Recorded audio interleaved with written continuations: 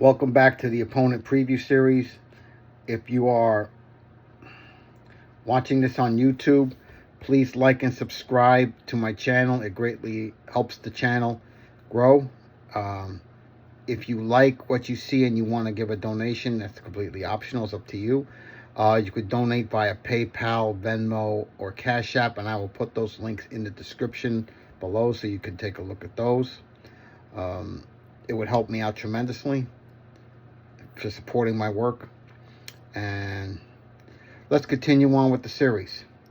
In part 10 of the 12-part Hurricanes opponent preview series, we will preview the 2025 North Carolina State Wolfpack, our opponent at Hard Rock, on November 15th in the regular season home finale. When you look at North Carolina State's coaching staff, they've been around a while. Did you know that head coach Dave Dorn is going to be entering his 13th season as head coach in Raleigh? Kurt Roper, who was previously the quarterback's coach, has been promoted to the offensive coordinator, and he's tasked with enhancing an offense that ranked 62nd nationally during 2024, averaging 28.5 points a game. Now on defense, DJ Elliott comes in as the defensive coordinator, who succeeds Tony Gibson, who left to be the head coach at Marshall. Now, Elliott's going to bring a reputation for implementing a pressure-oriented scheme and increasing sacks and tackles per loss. Additionally, Freddie Autry-Lindsey is also going to be the co-defensive coordinator, and he's going to oversee the safeties and nickelbacks. Now, let's take a look at the Wolfpack roster coming into this season. At quarterback, C.J. Bailey, sophomore, returns, and he's anticipated to direct a more up-tempo offense. So they want to turn up the tempo offensively. The offensive line, they lost 3 starters on that line, and they will rely mainly on a combination of emerging talent and transfers. And that includes Jacarius Peak, Anthony Carter, Spike Sewells, and transfer Teague Anderson. The skill positions. Now at the skill positions, they have key contributors such as senior tight end Justin Jolly, sophomore wide receiver Noah Rogers, and sophomore running back Hollywood Smothers. Now the defensive front is led by senior nose tackle Brandon Cleveland. Redshirt seniors Sean Brown and Caden Fordham provide leadership at linebacker. Now in the secondary, they have veterans like Devin Marshall, newcomer Brian Nelson II, and younger players such as Ronnie Worrell III and Jaron Sensabaugh, that they're expecting to play significant roles in the back end of that secondary. At special teams, you have punter Caden Noonkester, place kicker Kenoa Vincent, and long snapper Aiden Arias, all coming back in 2025. Let's take a look at the expectations coming into this season for NC State.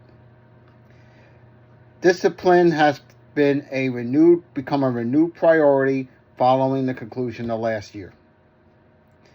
Offensively, under Roper's leadership, they're anticipating a faster paced offense. And on defense, Elliott is intending to develop a defense characterized by disruption and sustained pressure. Okay. When I look at their win projection, now some of them are going to vary.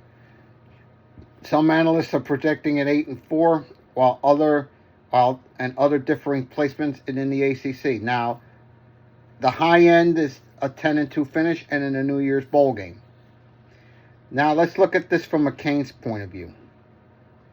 It's senior day at Hard Rock, and they will want to go out with a winning note.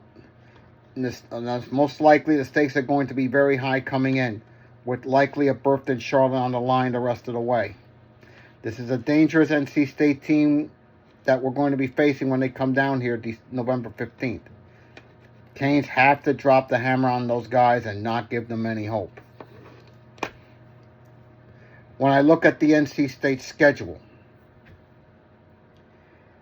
they're set to begin the season with 5 games in a row inside the state of North Carolina, and that's going to be favorable. They open August 28th against East Carolina.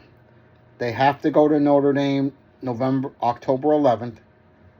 and those final 2 weeks at home against FSU and against their rival North Carolina.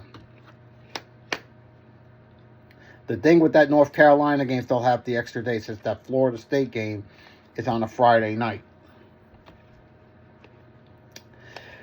2025. It's going to be an important year for NC State and Dave Doran, who is, from what I understand, is under increased scrutiny to win there. Despite winning 87 games over his 12 seasons there, they have yet to go to the ACC championship game. And that's a big deal to certain fans and some members that cover NC State. Some sources indicate that his position may be subject to evaluation following an inconsistent start to the season. Notice, if they get off to a slow start, then that heat's really going to turn up on Dave Doran. Although he's demonstrated consistent performance with 8 or more wins in 6 of his last 7 years, the people in NC State are going to want him to take that next step. And people feel he needs to take that next step this year in order for NC State to arrive as one of the elites. And they're not elite yet. I mean, yes, they have won 87 games, like I said, in 12 years. But they have not gotten to that next step. And many feel this, if they're not going to do it now, when? That's going to be the question. The success of the team is going to depend on a revamped offense and defensive unit, as well as how fast does CJ Bailey develop. That's going to be the important thing to keep an eye on in 2025. If I had to look at a final prediction for NC State, this is one of those things where if everything goes right, they can win 10. If not 8, I'm gonna split the difference and predict a 9-3 record for North Carolina State in 2025. In part 11 of the Miami Hurricanes opponent preview series, I'll preview the Virginia Tech Hokies.